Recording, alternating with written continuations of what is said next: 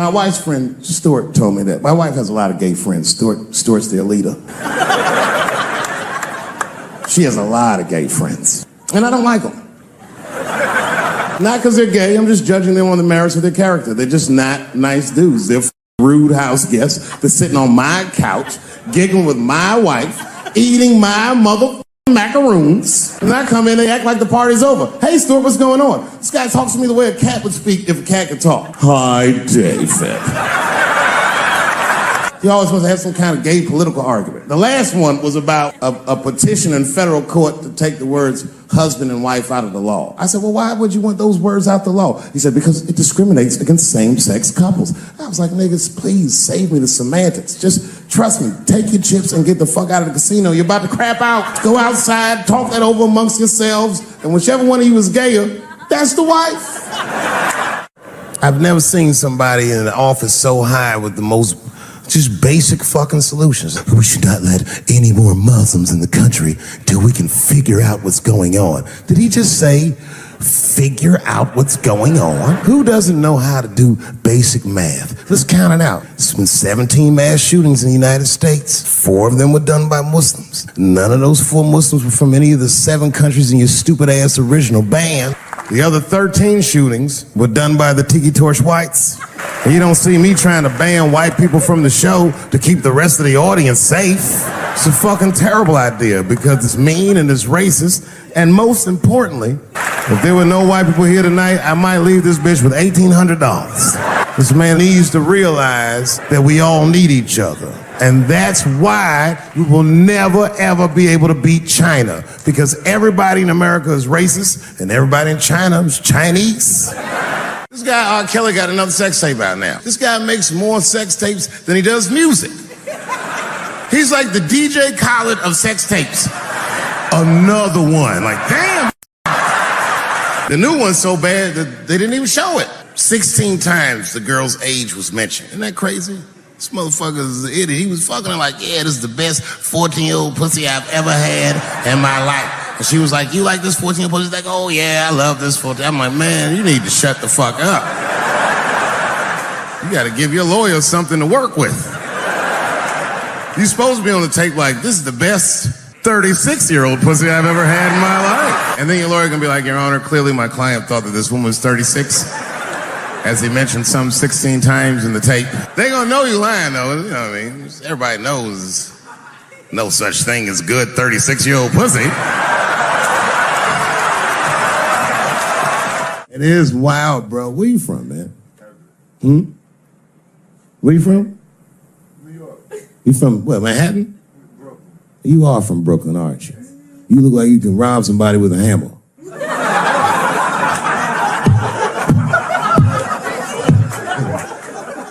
Brooklyn niggas rob you with shit they find around the house. I just got stabbed with a toothbrush.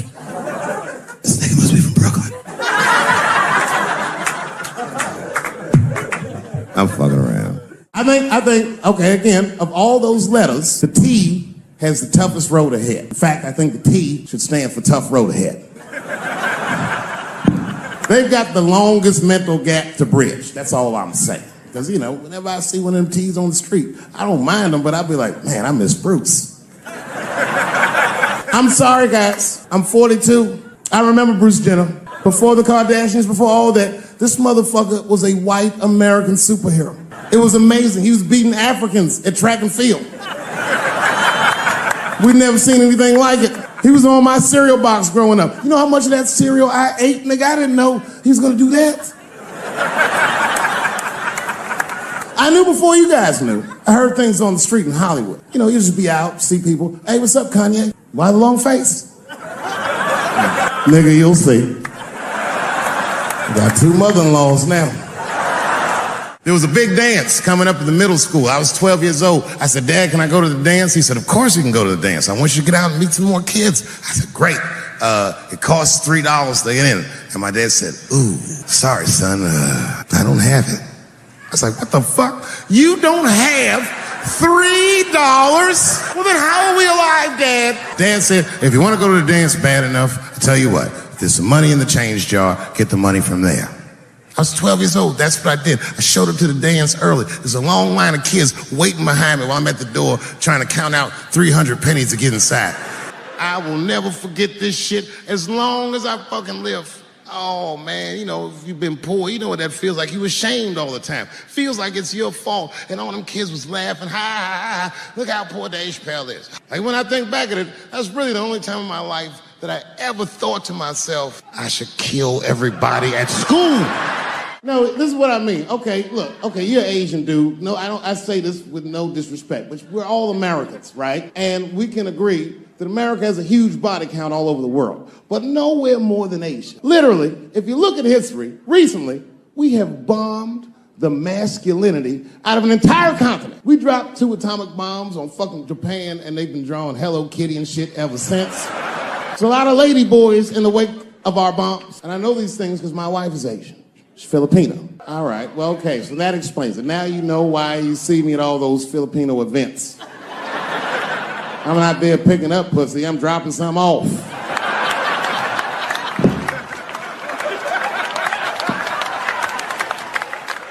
I take my wife to all that shit. I took my wife to see Pacquiao fight Mayweather. We sat ringside, okay? That was a quiet car ride home. That's what that was. That's my problem. I can't handle pressure. Sometimes pressure make me talk different. I'm serious. You ever have like that social pressure? You ever talk to somebody who's fake and they make you fake? Like, that kind of deal, like, hey, how you doing? You're like, fine, how are you? And you're like, I don't even talk like that. I get sick of that shit. I do, it just makes me sick. Sometimes I'll talk crazy just to make myself feel better. You ever do that? Just start talking like crazy. Like, you ever hear this voice? Man. That's how bad guys used to talk in the 40s. In the old days. See, I talk like that. Not all the time, but if somebody put the pressure on me, fuck it, I gotta cut loose. Like the police pull me over, I'll talk crazy. Son, do you know why we pulled you over? Nah, because I'm black, see, that's right. Nah.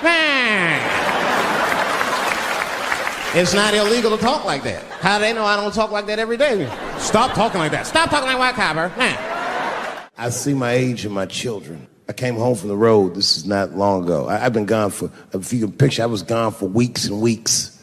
And when I came back, nobody was home. Now, one person in my family thought that maybe I'd like to see them when I got back. Like, they knew when I was coming back, but they just weren't home. And that shit was a wake-up call. But an empty house, that's some cold shit. And I went into my oldest son's room. I was like, hello, hello. He was gone.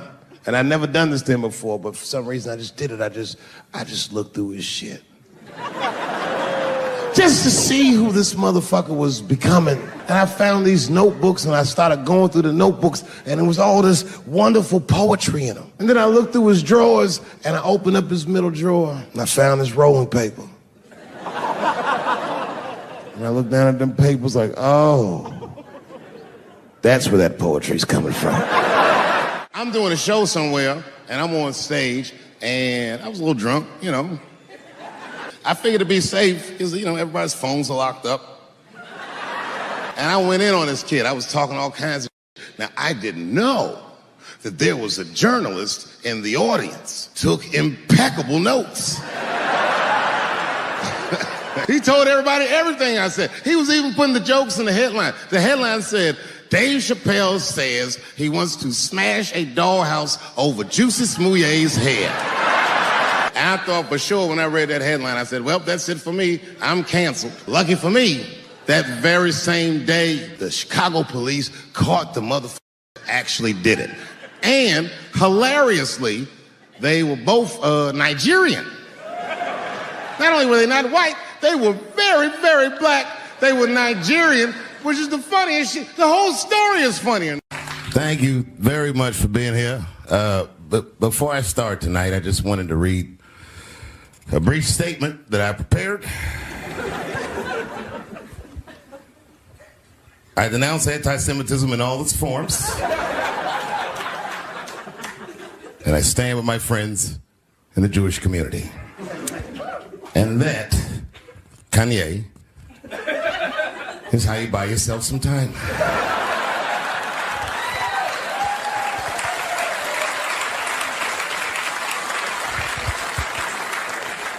I I got to tell you guys, I've probably been doing this 35 years now. And early in my career, I learned that there are two words in the English language that you should never say together in sequence. And those words are the and juice. I've never heard someone do good after they said that.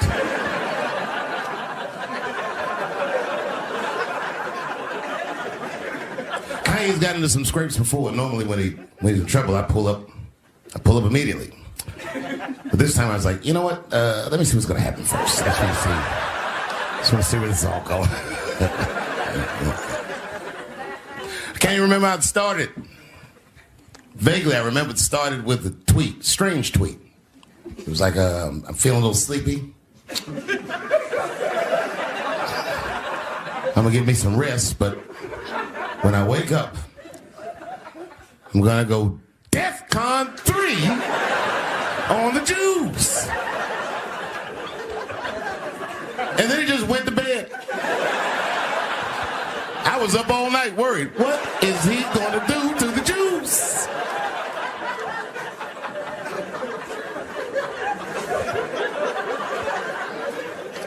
I grew up around Jewish people. I have a lot of Jewish friends. So I'm not freaked out by your culture. I know a little bit about it just from hanging around. I'll be like, yo, let's go out at school tomorrow. They'll be like, we can't go out. It's Shana Na tomorrow. I'll be like, where? What is Shana Na? I had so many questions. Why do some of your people dress like Run DMC?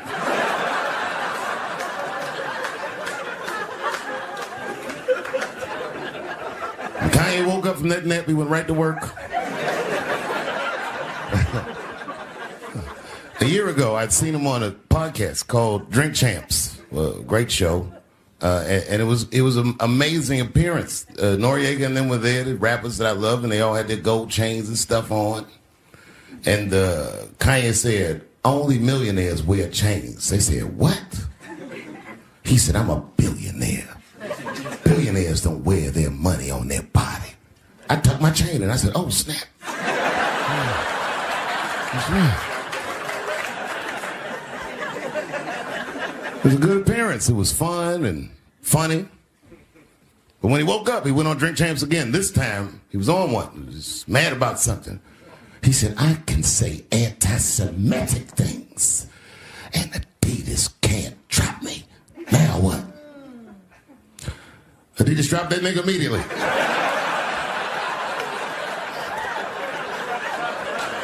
Ironically, Adidas was founded by Nazis. And they were offended. I guess the student surpassed the teacher.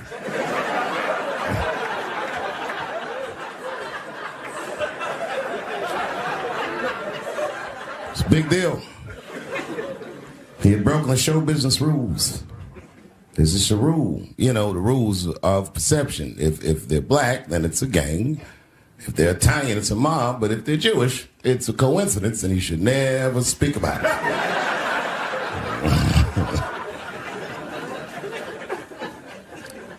Kanye got in so much trouble, Kyrie got in trouble.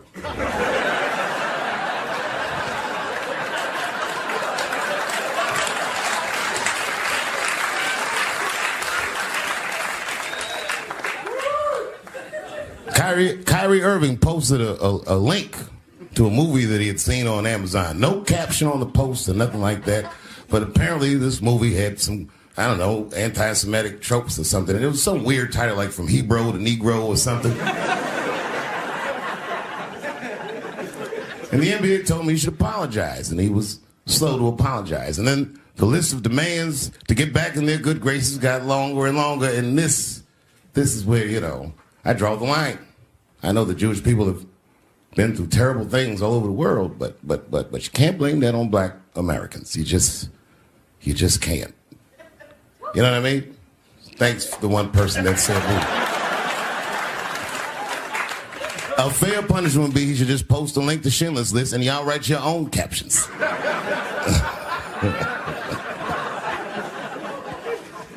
Kyrie Irving's black ass was nowhere near the Holocaust. In fact, he's not even certain it existed.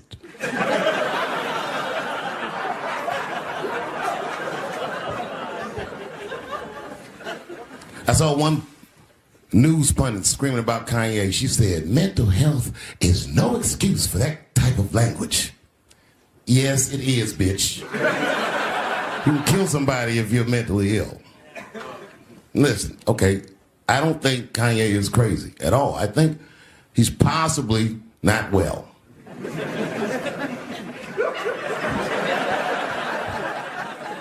Well, I've been to Hollywood. I don't want y'all to get mad at me. I'm just telling you. I've been to Hollywood. This was just what I saw. It's a lot of Jews. Like a lot. But that didn't mean anything. You know what I mean? There's a lot of black people in Ferguson, Missouri. Doesn't mean we run the place.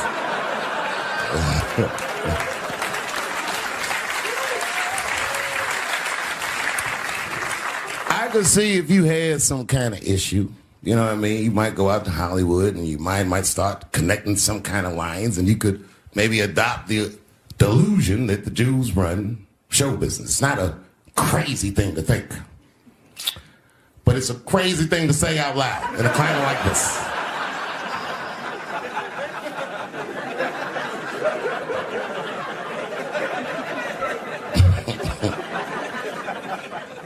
Now the midterms are over, and it's crazy climate. And I got to tell you, I feel like this midterm, like all of humanity, depends on it. And it's an ominous sign. The most ominous sign of the midterms, I believe, would be Herschel Walker, who I don't want to speak badly of because he's black. But I have to admit, he's observably stupid.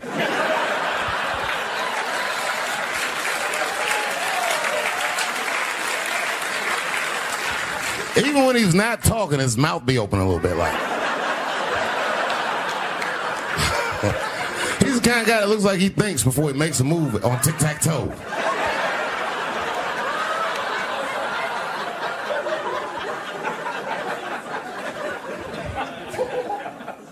And I'm watching the news now, they're declaring the end of the Trump era. Now, okay, I can see how in New York you might believe this is the end of his era. I'm just being honest with you. I live in Ohio amongst the poor whites. A lot of you don't understand why Trump was so popular, but I get it, because I hear it every day. He's very loved. And the reason he's loved is because people in Ohio have never seen somebody like him. He's what I call an honest liar. Well, I'm not joking right now. He's an honest liar. That first debate, I've never seen anything like it. I've never seen a white male billionaire screaming at the top of his lungs, "This whole system is rigged," he said. And across the stage was a white woman, Hillary Clinton and Barack Obama, sitting over there looking at him like, "No, it's not." I said, "Now, wait a minute, bro. It's what he said." And the moderator said, "Well, Mr. Trump, if in fact the system is rigged, as you suggest, what would be your evidence?" You remember what he said, bro? He said, "I know the system is rigged because I use it." I said, "God damn." And then he pulled out an Illuminati membership card and chopped a line of cocaine up and did it right at the podium.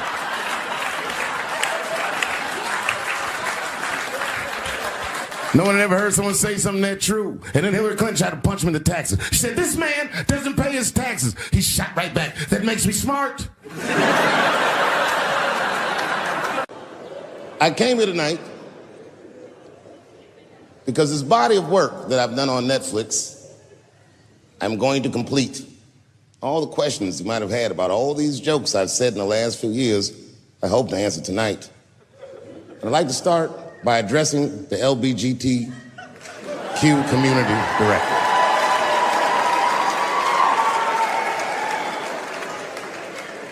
And I want every member of that community to know that I come here tonight in peace.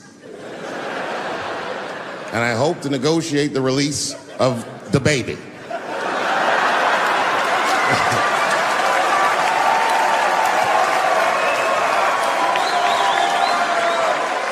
Sad, sad, sad story. The baby was the #1 streaming artist until about a couple weeks ago. He took a nasty spill on stage and said some said some wild stuff about the LGBTQ community during a concert in Florida. Now, you know I go hard in the paint, but even I saw that shit and was like, God damn the baby. Ooh, he pushed the button, didn't he? He pushed the button, punched the LGBTQ community right in the AIDS. Can't do that. Can't do that. But I do believe, and I'll make this point later, that the kid made a very egregious mistake. I will acknowledge that. But, you know, a lot of the LGBTQ community doesn't know the baby's history. He's a wild guy. He once shot a nigga and killed him in Walmart. Oh, this is true. Google it. The baby shot and killed a nigga in Walmart in North Carolina. Nothing bad happened to his career.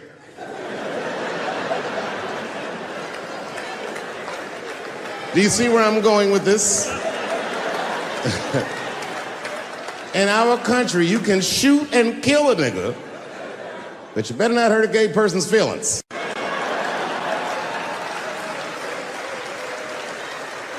And this is precisely the disparity that I wish to discuss. I have a question for the audience. And this is a real question. I'm not joking around. Is it possible that a gay person can be racist?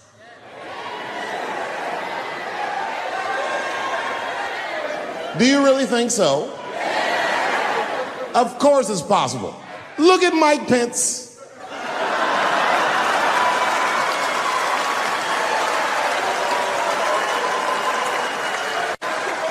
Ooh, I'm guessing, but I bet you he's gay.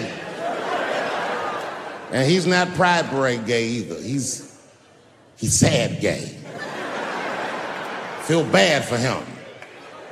He looks like one of them gays that praised about it.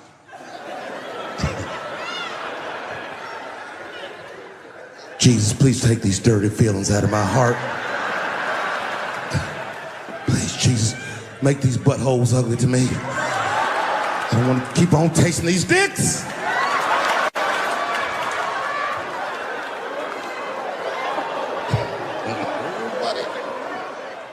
You guys are confusing the emotions. You think I hate gay people, and what you're really seeing is that I am jealous of gay people. Oh, I'm jealous. I'm not the only black person that feels this way. We blacks, we look at the gay community and we go, God damn it, look how well that movement is going. Look how well you are doing. And we've been trapped in this predicament for hundreds of years. How the fuck are you making that kind of progress? I can't help but feel like if slaves had baby oil and booty shorts,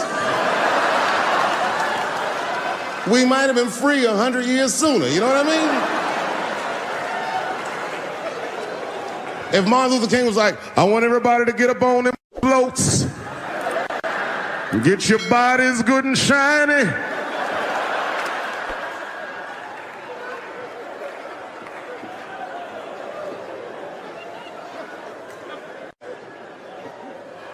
I don't hate gay people at all. I respect the shit out of you. Well, not all of you. I'm not that fond of these newer gays. Too sensitive. Too brittle. Those aren't the gays I grew up with. I miss them old school gays, nigga. Them Stonewall niggas. Them the ones that I respect. They didn't take shit from anybody. They fought for their freedom. I respect that shit. I'm not even gay. And I want to be like a Stonewall nigga. Them old school gangster gays, them glory hole niggas, them the ones I like.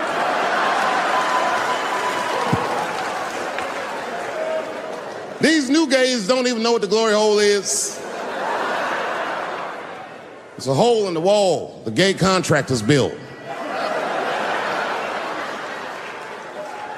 You want to know why they put that hole in the wall? I'll tell you, there's no nice way to say it. Because when they want to have some fun, they will put their penises in that hole and hope for the best. I respect that shit. There's a lot of courage on both sides of that hole, nigga. I'm not even gay, and I want to try that glory hole out.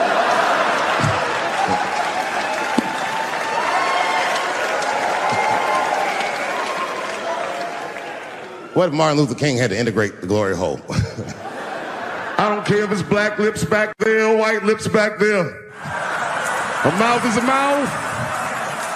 A warm, wet mouth.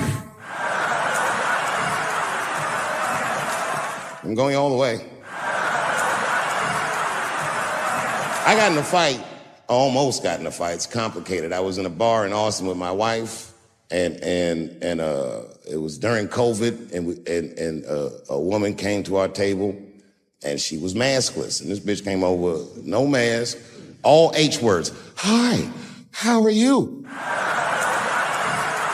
Droplets is coming out of this bitch's face. We all covered our drinks. Bitch, what are you doing?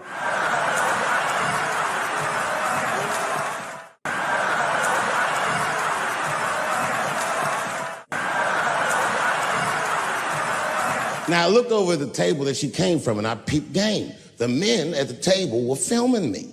This happens when you're famous. People will come over and try to rattle your cage and get you to say something stupid or dumb so that their buddies can film it and they get a video of you embarrassing yourself. And clearly I said, this is what's happening. And these dumb motherfuckers thought that it was my first rodeo.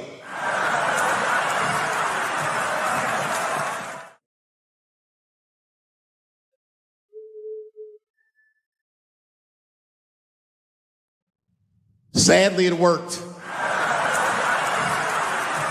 I ran right over there. I pointed right in the camera. I said, you's a bitch-ass nigga for doing this to me.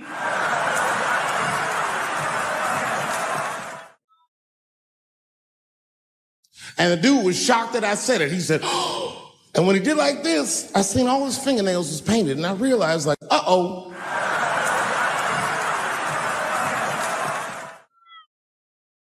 This fella's gay.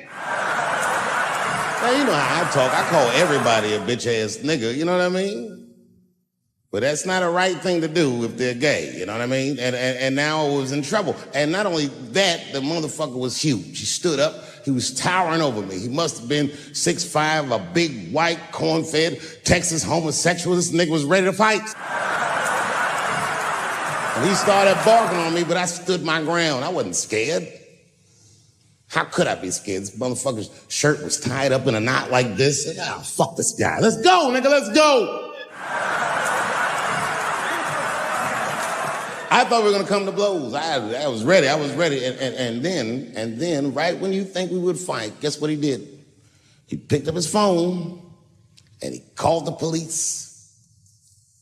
And this thing I'm describing is a major issue that I have with that community. Gay people are minorities until they need to be white again.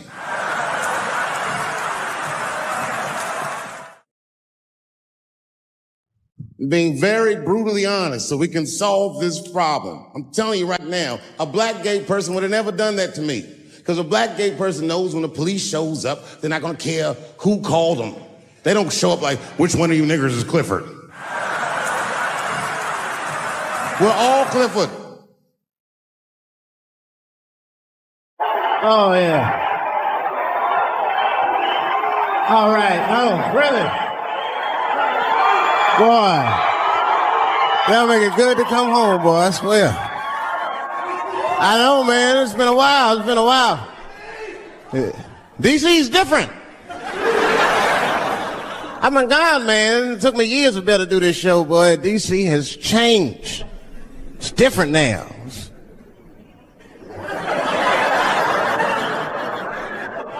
There's a lot of white people walking around, isn't there?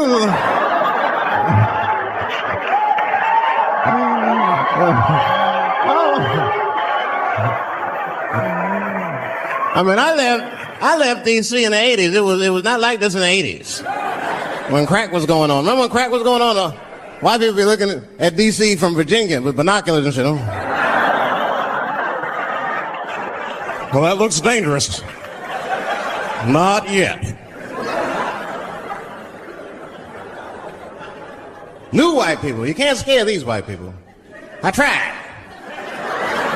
Roll up on them. Boom! The hell is wrong with you?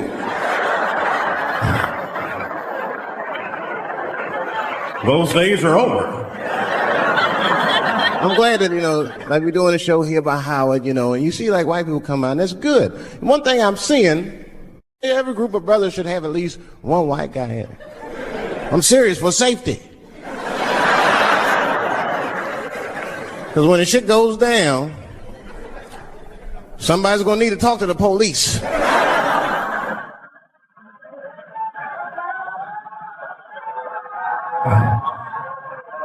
I mean, that's when that white friend comes in handy.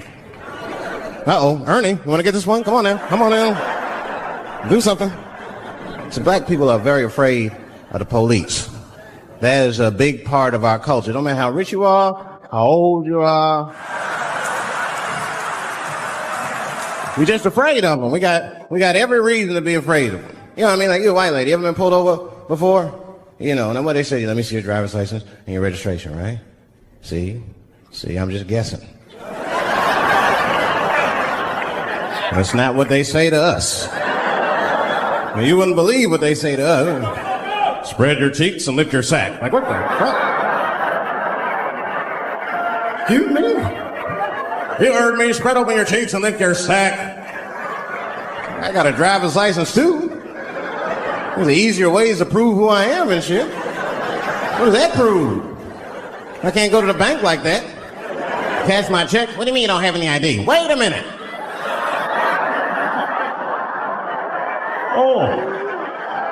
Oh, I'm sorry, Mr. Chappelle. Right this way.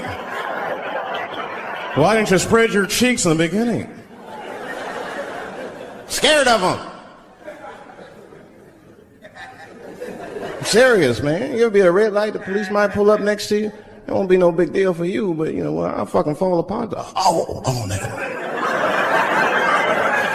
Oh, don't look over there, nigga.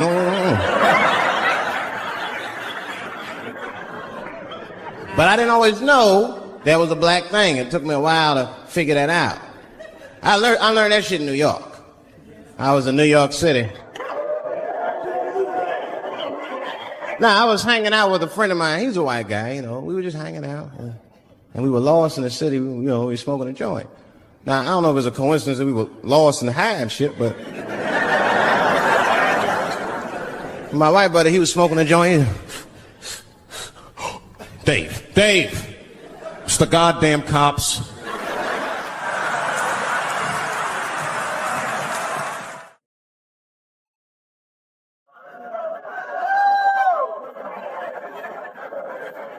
I'm gonna ask him for directions. I said, Chip, no! Chip, don't do it! It was too late. He was walking over there. This man was high as shit. Excuse me, sir. Touching him and Chip. Excuse me. Need some information. Start confessing things you shouldn't confess. I'm a little high. All I want to know, which way is 3rd Street? The cop was like, hey, take it easy. You're on 3rd Street. You better be careful. Go ahead, move it. Move it. And that's all that happened. That's the end of the story. Now, I know that's not amazing to some of you, but you ask one of these black fellas, that shit is fucking incredible, isn't it? I'm saying a black man would never dream of talking to the police high.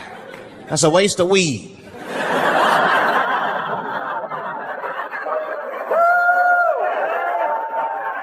Serious. I mean, I'd be scared to talk to the police when I'm sleepy. They fuck around and get the wrong idea and shit. Oh my God. That nigger was on PCP, Johnson. I had to use necessary force. You saw him. No paperwork. Just sprinkle some crack on him. Let's get out of here. That's how it is. But at the time, I didn't think there was anything racial about it. I was just like, man, Chip, you got fucking lucky. You better be careful. But then another time, me and Chip are driving. Now, I'm not driving. Chip is driving, and he's driving a little crazy. He's been drinking. Now, I don't like to let my friends drive drunk, but, you know, I was smoking a joint. I couldn't really say shit to the guy.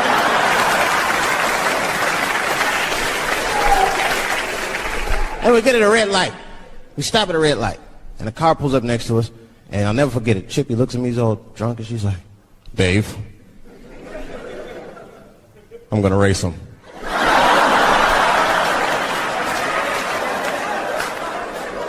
I knew it was a bad idea, but I was high. I tried to explain to him it was a bad idea, but all that came out was, well, nigga, sometimes you got to race. I don't know.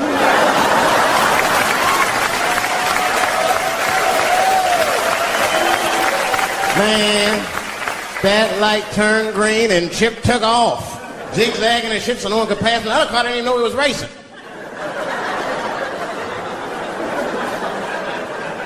Then the police seen us and pulled us over. Now you understand, I'm scared as shit. I mean, come on, the car smells like weed. I've been speeding, this man is fucking drunk. I was scared. Chip was not scared at all. It was weird. He didn't even turn his radio down. Isn't it weird a little bit? I mean, if you get pulled over, wouldn't you turn your radio down? Nobody want to get their ass beat to a soundtrack and shit. You know what I'm saying? Chip had the music blasting. We're not gonna take it.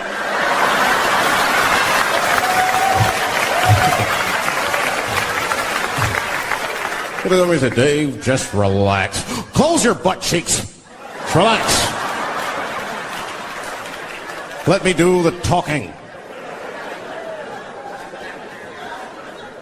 want to know what he said? This is almost exactly what he said. I couldn't believe it. He says, oh. Sorry, officer, I didn't know I couldn't do that. I was fucking shocked. The cop said, well, now you know. Just get out of here. Just get the fuck out of here. Chip said, okay, I will, sir. Thank you. What? What's wrong with you, Dave? I didn't know I couldn't do that. He said, that was good, wasn't it? Because I did know I couldn't do that.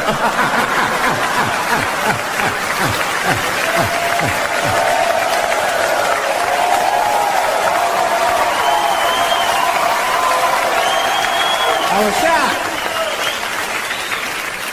I wasn't shocked at the audacity of it. I was just shocked because I would have never thought to say that.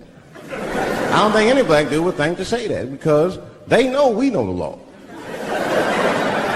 Every black dude in this room is a qualified paralegal and shit. He knows the law. I mean, if one of us even start to do something wrong, an old black man will pop out of nowhere. Nigga, don't do that. That's 5 to 10. Watch out. So we know the laws and the penalties. Guy Chip didn't even know he couldn't race. I'm not saying I don't like police. I'm not saying that. I'm saying I'm just scared of them. Nothing wrong with that. Sometimes we want to call them too. Somebody broke into my house once. It's a good time to call them, but I don't. The house is too nice. It ain't a real nice house, but they never believe I lived in it. Oh, he's still here. Oh my God. Open and shut case, Johnson. I saw this once before when I was a rookie. Apparently this nigger broke in and hung up pictures of his family everywhere. Well, let's sprinkle some crack on him and get out of here.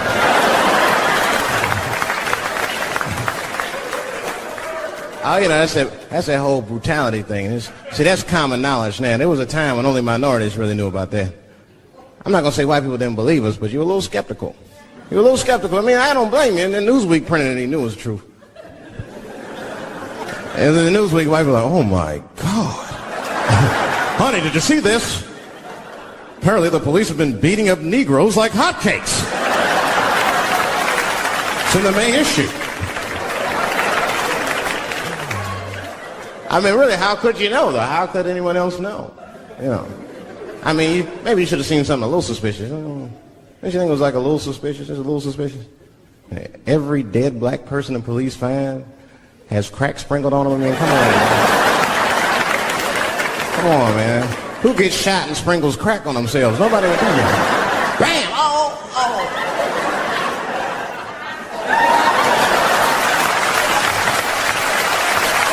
I don't want to leave no mysteries.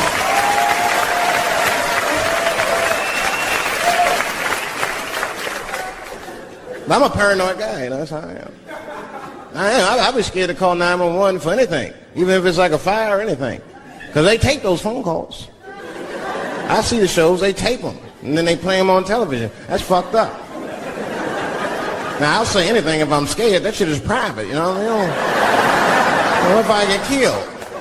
They start playing that 911 tape on the news, I'm dead, I can't explain myself to my buddies and shit. We'll be watching the news.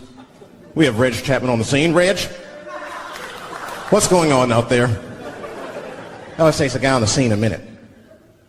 Hi, Bob.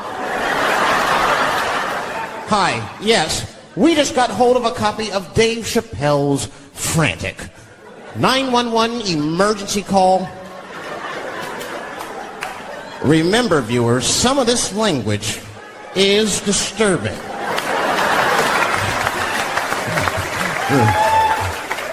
Hello, emergency.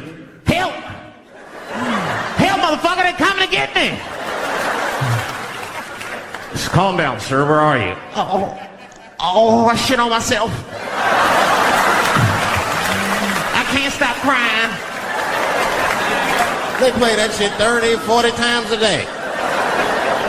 All my buddies will be at my funeral looking at me. You know Dave shit on himself right before I saw it on the news. Died crying like a bitch.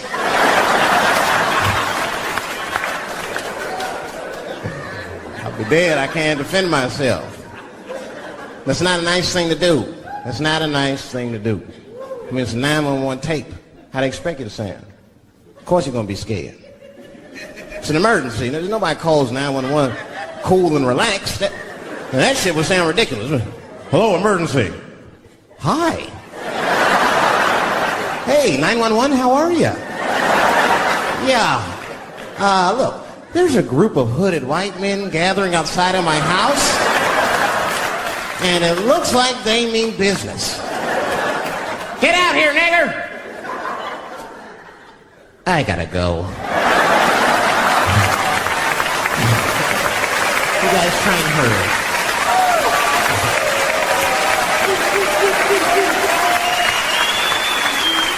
It's too much pressure. That's my problem. I can't handle pressure. Sometimes pressure make me talk different. I'm serious. You ever have like that social pressure? You ever talk to somebody who's fake and they make you fake? Like, that kind of deal, like, hey, how you doing? You're like, fine, how are you? And you're like, I don't even talk like that. I get sick of that shit. I do. It just makes me sick. Sometimes I'll talk crazy just to make myself feel better. You ever do that? Just start talking like crazy. Like, you ever hear this voice? Man.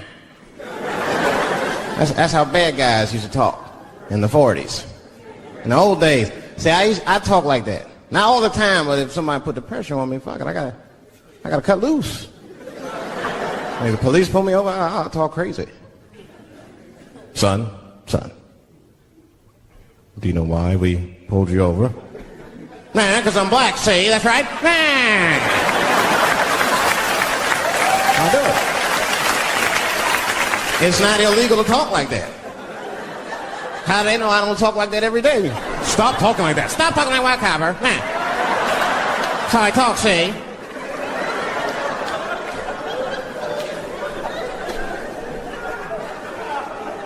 You gotta make life interesting like that, because the shit is flimsy. Life is flimsy. You think you're gonna live forever, you ain't not gonna live forever. It's dangerous out here. We know what's going on. I travel now, you know. I used to think D.C. had the roughest ghettos in the country. Nah, nigga, I have seen some shit now. Oh, there's some rough areas outside of D.C. Yeah, everybody should go to the ghetto. I was taken to the ghetto one time. That's the worst. When you get taken and you're not expecting to go. You know, usually you want to know when you go in the ghetto, like, I'm going to see some wild shit. I got to prepare myself. I'm going to see something crazy. When you're taken, it's different.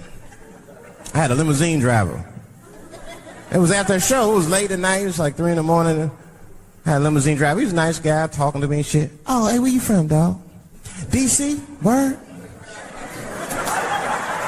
That's a rough city, man. And his cell phone started ringing. Hold on 1 second.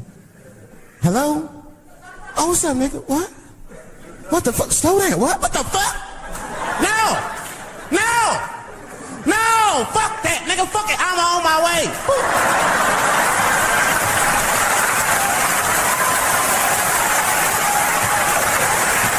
Hey. I gotta make a stop real quick. At 3 o'clock in the morning. I didn't know he was taking me to the ghetto at first. I started looking out the window. I was like, what the fuck? Gun store, liquor store, gun store. Where the fuck are you taking me? This don't look good. He didn't say shit. He just pulled up in front of an old rickety building that looked like a project. Now, I'd never been there before. I'm not sure if it was a project, but it certainly had all the familiar symptoms of a project. A fucking crackhead ran this way.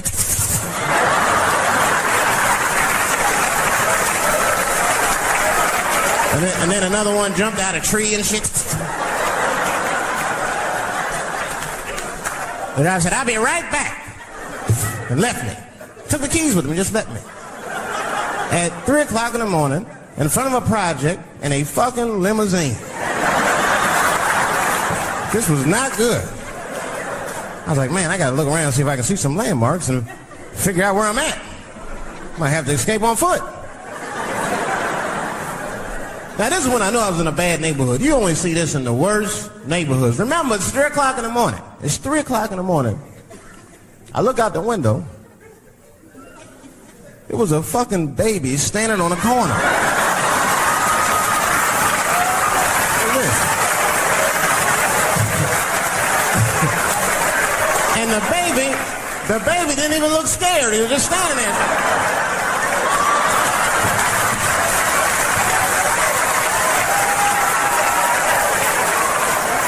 I mean, it made me sad. It made me sad, really. You know, because I wanted to help the baby. I was like, I don't trust you either. I'm sorry. Click. Click. The old baby on the corner trick, eh? You're not gonna fall for that shit. Where's this limousine driver? You know, I start feeling bad. As time goes by, I start feeling worse. Like, man, what is wrong with me? What the hell's wrong? I'm scared of a baby. And this baby could be in trouble. He might need my help. I got to do something. But I wasn't going to get out the car. I'm serious, man. I just cracked the window a little bit. There's an old limousine. I can roll it down.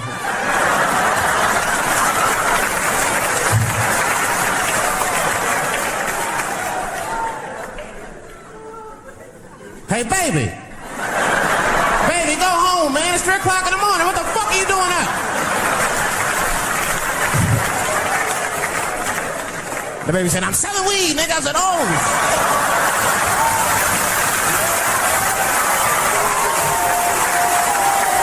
I wasn't expecting that. I'm sorry I had to buy 2 bags from the coma. Let me get 2 corners. Got back in the car and rolled me a joint, man. That shit was scary, man. Every once in a while, like a crackhead would come up to the car and look in the window. It was like Jurassic Park and shit. He'd be looking on the car. Hey, get out of here, cracky. That baby was still standing there, man. That's what then I started feeling bad again. Yeah, weed make you feel guilty sometimes, you know. Man, what is wrong with me, man? I have just bought weed from an infant. I can't condone this kind of behavior. What am I thinking? I can't let the fear ruin my morals.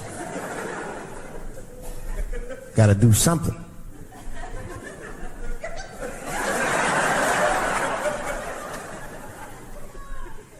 Hey, baby. Stop selling weed, all right? You got your whole life ahead of you. He said, fuck you, nigga, I got kids to feed. I said, God damn.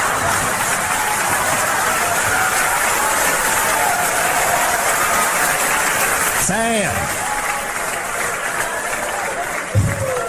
And just at that very moment, one of the crackheads was running across the street and got hit by a car. I know it was a hit and run. The police did it. That's all right, they sprinkled some crack on him and got back up.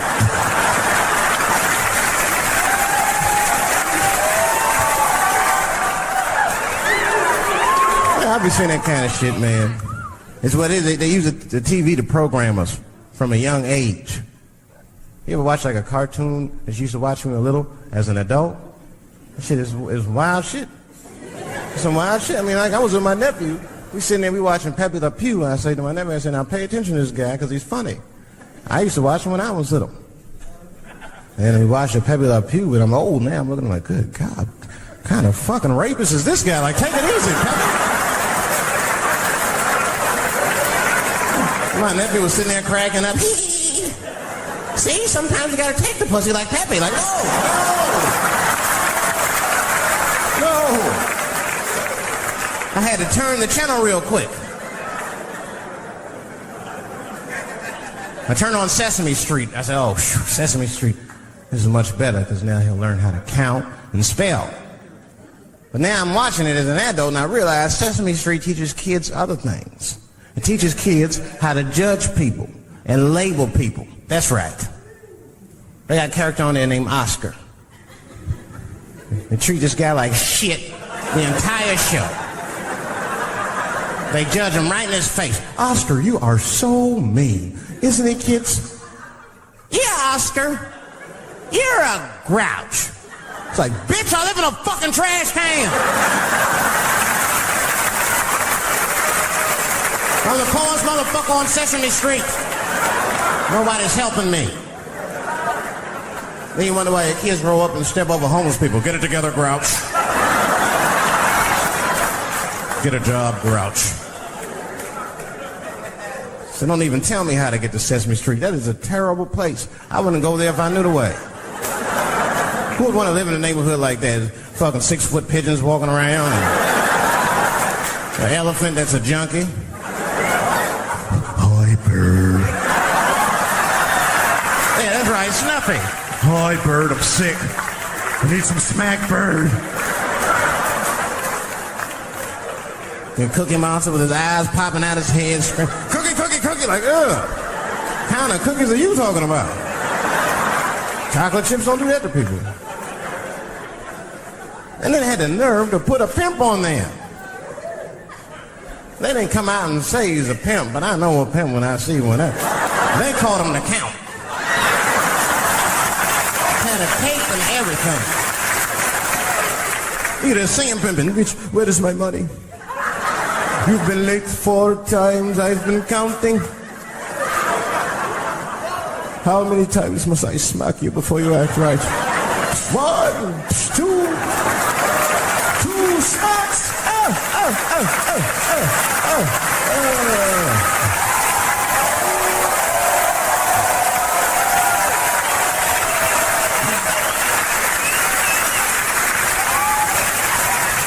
That's the thing, there's so much stuff to worry about. You know, the more you know, the more you don't know and shit.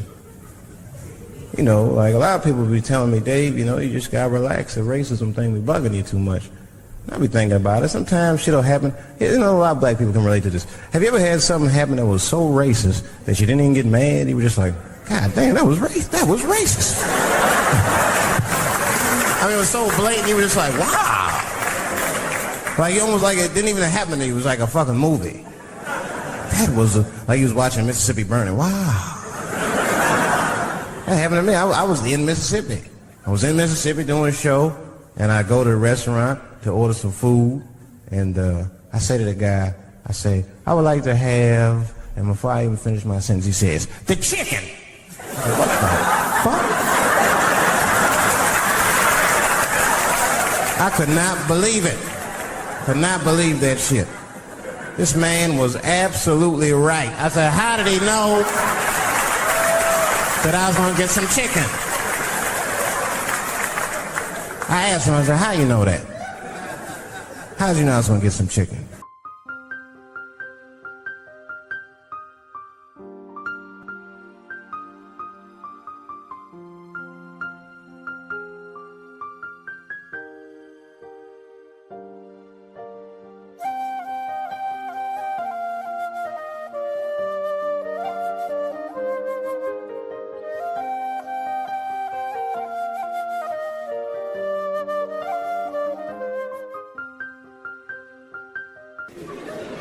He looked at me like I was crazy. Come on, buddy.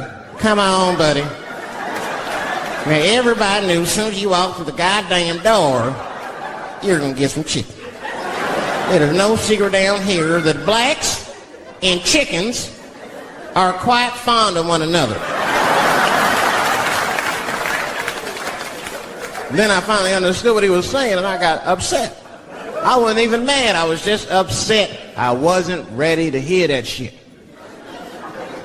All these years, I thought I liked chicken because it was delicious. Turns out I'm genetically predisposed to liking chicken. Shit is whack.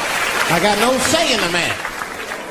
I got ruined chicken for me. I'm scared to eat it in public. I want somebody to see me and say something. You know what I mean? Like, you be eating some chicken?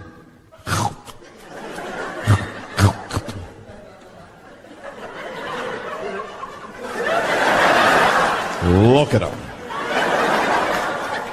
He loves it. Just like it said in the encyclopedia. Look how happy he looks.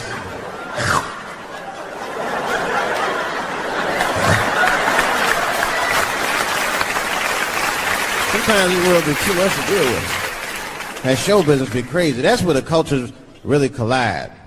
Show business bring a lot of races together. Sometimes it works, sometimes it don't. This is one thing that happens that's funny. You know, sometimes I'll be on a business call, right? You know, like with a lawyer or something. You know, my lawyers be white, and like we'll be on a call, right? And they'll be like, "Oh, okay, Dave, we're gonna close the deal. Was that fine with you?" I'll be like, "Yeah, that's good for me." Great. You have a good weekend, Dave. I'll be like, "All right, you too, man. Peace." Oh, all right. Bye-bye.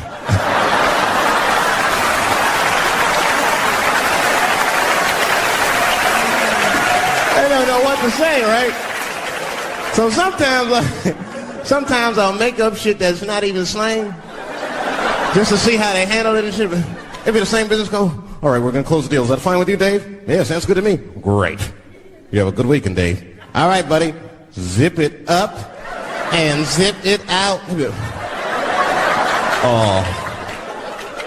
All right. Zippity-doo-dah. Bye-bye.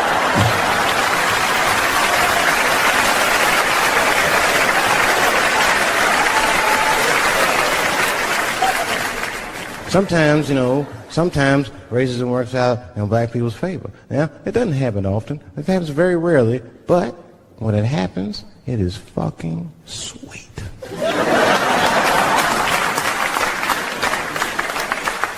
I'm serious. This one time racism saved my life, man. I was on a plane. I was coming from overseas, and I don't know how this guy got a machine gun on the plane, but he stood up, man. He said, "Everybody, get on the fucking ground! Nobody look at my face!" I started freaking out. Because he was Chinese. I was like, why is he talking like that?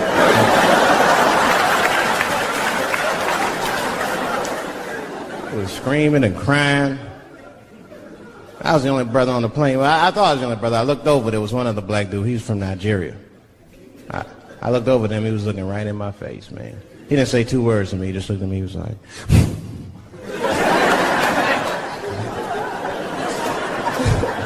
He didn't need to talk. I knew just what he was talking about. I looked right back at him. I was like...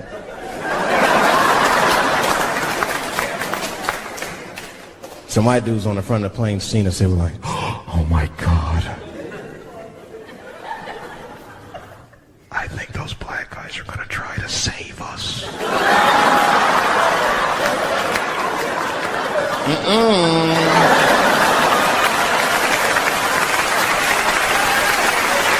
We were just communicating that we understood the situation.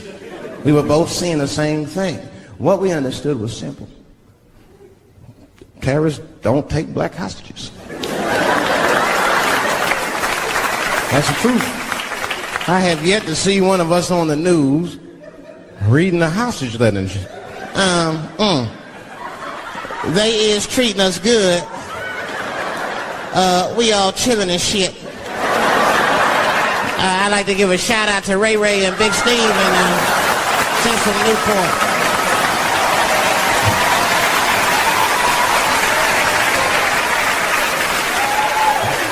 You're not going to see it. And terrorists are smart. They know what they're doing there, you know. They terrorists. They know that black people's bad bargaining chips.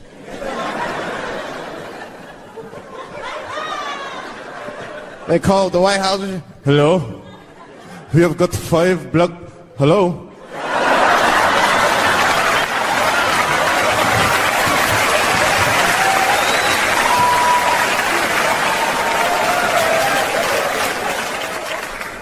You'd be back in D.C. You know, I was thinking, man, this is an election year.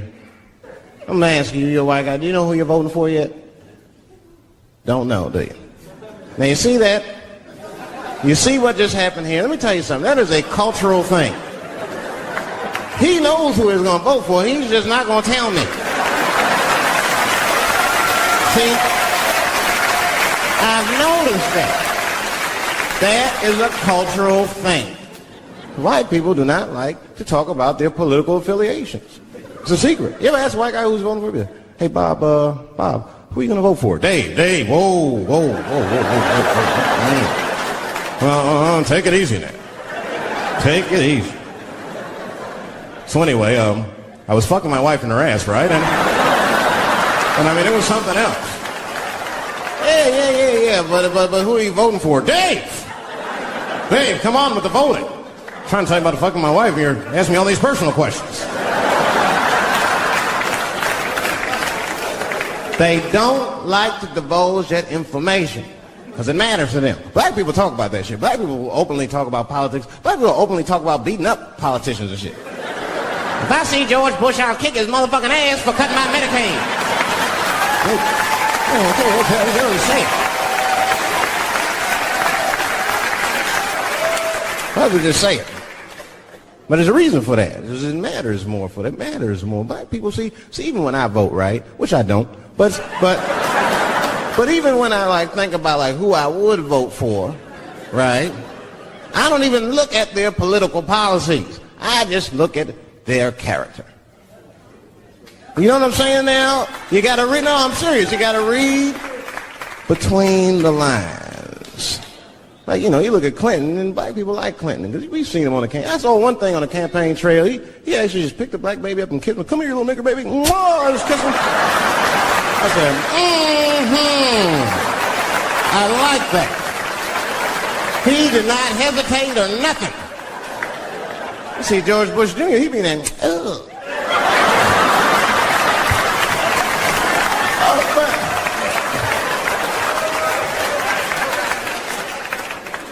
Like, say, I'd never vote for George Bush Jr., but I don't know George Bush Jr.'s politics. The only thing I know about George Bush Jr. is that guy sniffed cocaine. That's right. Now, listen, we cannot have that shit in the White House. That might be fine for a mayor, but goddamn it, not in the White House. Not in the White House. You know what I'm saying? The stakes are too high in the White House. Can't have no cokehead president. He be selling nuclear secrets for $20, $30 and shit. Could be in meetings embarrassing America. Come on. Sign the treaty, baby. I'll suck your dick. Like, what the?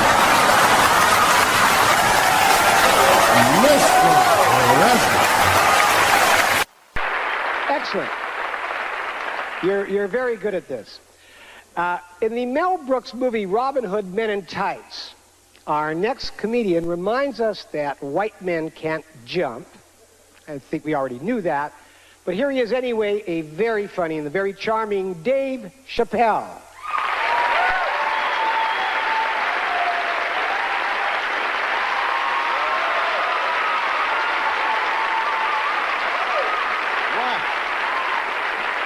Thank you very much. Very good to be here tonight, man. I almost didn't make it. I just got back in the country. I was in France. I didn't even mean to go to France. Actually, I was in Algeria in Africa, and my plane got hijacked. You might have seen it on the news. Very horrifying experience. Everyone on the plane was scared, except for myself. I was not, relaxed because I'm a real brave guy. I'm not brave at all. I just know the facts. And the facts clearly state that a terrorist has never taken a black hostage in the history of the world. Yes, my friends, it's the truth. You will never see one of us on the news reading one of those letters. They is treating us good. We all just chilling. Because terrorists know what they're doing. I hate to say it, but black people are bad bargaining chips. Terrorists would call up the White House, "Hello, we have got 5 black people, and we will..." Hello? They know leverage when they see it. L.A., man, I just got here a few weeks ago. Very interesting city you guys have here.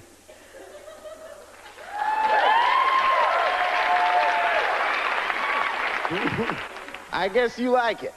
I like it too, man. I just gotta get used to the pace of this place. I mean, I look like a real slow guy, but I like contrast. Speed turns me on. You guys stand on the escalator. That drives me crazy. It's going up. I can't walk around you or anything. And I can't drive too good. I don't like driving anyway. And then come to think of it, the first week I was here, they stole my car. Now, granted, it was a rental car, but it still hurt. I had just put gas in it. I was very upset. But I figured it was no big deal. I bought the insurance. So I just called the rental car agency, and they sent me another one. The guy was nice on the phone. No problem, Mr. Chappelle. We're going to upgrade you. We're sending you, hold on to your hat, a Lincoln Town Car. I said, wow. Is that nice? Man, you're going to love it. Any of you guys ever see a Lincoln Town Car before? It looked like a big-ass pimp car. I was like, what is this? I couldn't even keep it in one lane. Oh, man. I felt like a pimp in that car. I did, man. I drove it down Sunset Boulevard. All the whores snapped to attention.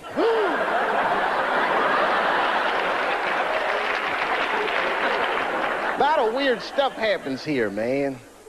You guys on a roll with your natural disasters and riots and woo! This place is, it really fascinates. New York is bad too. I live in New York now. New York's bad.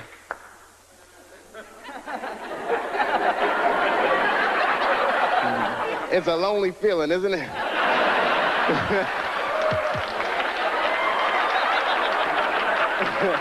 I know how you feel.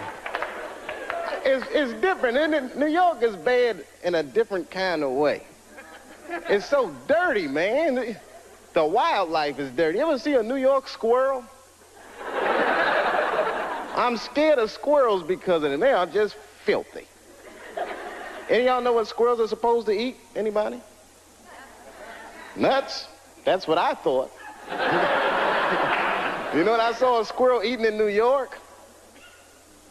An Egg McMuffin. Something is right. Eat anything they can find. They chew gum, they smoke old cigarettes. Just foul animals, man. That whole city is crazy. I don't know. You ever notice, I don't know, like I see a couple kids in here. I don't know if you kids read comic books. You notice, though, most of the superheroes live in New York because we desperately need them. I mean, but I think New York is rubbing off on superheroes because they're all like very bad role models for children. I don't know if you've ever noticed that or not. Like look at Wonder Woman. You ever just take a good look at her? Look at her clothes. Tacky, tacky, tacky. Big old red hooker boots and blue underwear with stars. What the hell is she dressed for? Look at the weapons they give a woman to fight with.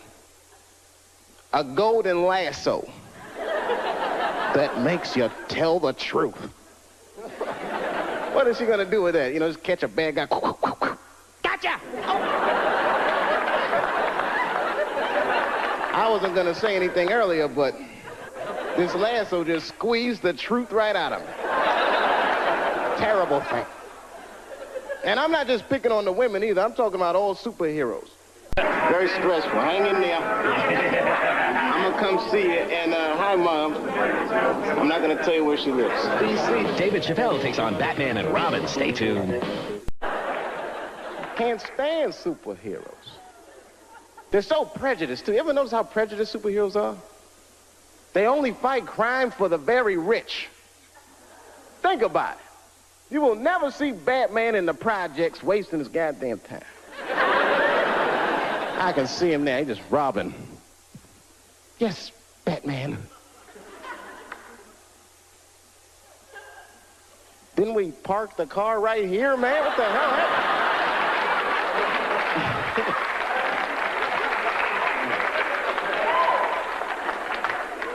Something about New York. New York diversified me, though. I learned a lot about culture there. I mean, I'm a big culture buff. I don't know. I mean, I don't want to point anybody. Anyone here in the audience Jewish? Shalom. A little something I picked up. Actually, I mean, I like everybody, but I'm going to have to be honest. Jewish people are my favorite white people. You guys are the only ones that can grow an afro if you really wanted to. I am so impressed by that. I just like the whole thing, man, and you party like black people. You're so similar. I went to a bar mitzvah when I was 13. One of the 3 best parties I've been to in my life. We got down. I walked in there. Everyone from school was there. The guy from ZZ Top was on stage. I said, man,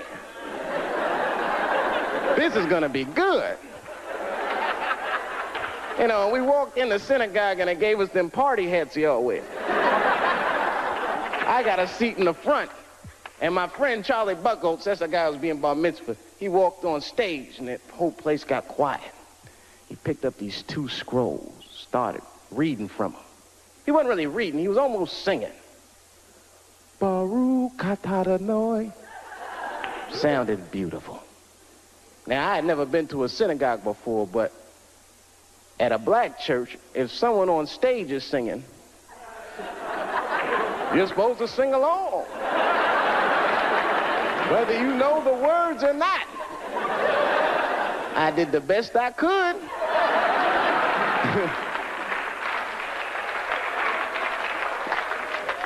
Then things really picked up.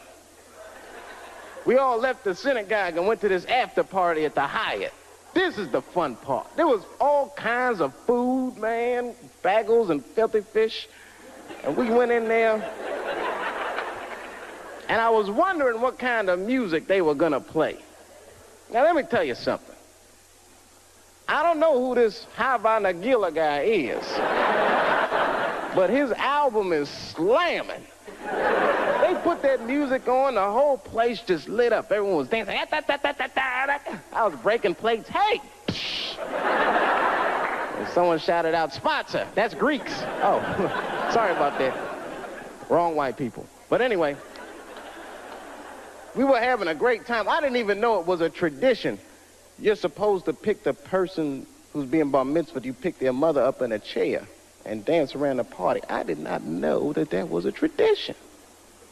I mean, I was just thinking, man, We are out of control tonight.